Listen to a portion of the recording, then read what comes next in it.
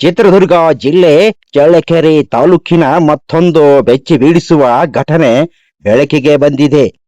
Tuluku police ಠಾಣಾ ವ್ಯಾಪ್ತಿಯಲ್ಲಿ ಒಬ್ಬ ಶಿಕ್ಷಕನ ವಿರುದ್ಧ ಗಂಭೀರ ಪೋಕ್ಸೋ ಪ್ರಕರಣ ದಾಖಲಾಗಿದೆ.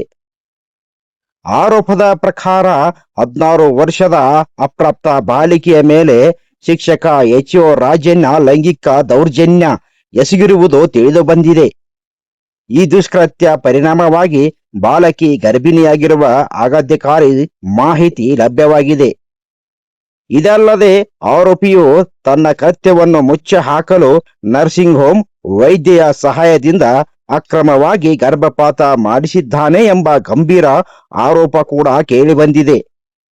ವಿಷಯ ತಿಳಿದ ತಕ್ಷಣ ಮಕ್ಕಳ ರಕ್ಷಣಾಧಿಕಾರಿಯಿಂದ ಪೊಲೀಸರಿಗೆ ದೂರು ನೀಡಲಾಗಿದೆ. ದೂರು ಆಧಾರವಾಗಿ ಶಿಕ್ಷಕ ಹಾಗೂ ವೈದ್ಯೆಯ ವಿರುದ್ಧ ಪೋಕ್ಸೋ ಕಾಯ್ದೆಯಡಿ ಪ್ರಕರಣ ದಾಖಲಾಗಿದೆ. ಪೊಲೀಸರು ಪ್ರಕರಣದ ತನಿಖೆ ಮುಂದುವರಿಸಿದ್ದು, ಬಾಲಿಕೆಯನ್ನು ರಕ್ಷಣೆ ಮಾಡಲಾಗಿದೆ ಎಂದು ತಿಳಿದು ಬಂದಿದೆ. ಸಮಾಜಕ್ಕೊಂದು ಇದೊಂದು ದೊಡ್ಡ ಎಚ್ಚರಿಕೆಯಾಗಿದೆ. ಶಿಕ್ಷಕರಿಂದಲೇ ಇಂಥ ಕೃತ್ಯಗಳು ನಡೆಯುತ್ತಿರುವುದು ಪೋಷಕರು ಹಾಗೂ ಸಾರ್ವಜನಿಕರಲ್ಲಿ ಆತಂಕ ಉಂಟು ಮಾಡಿದೆ. Bureau report 85 news box Kannada, Chitradurga.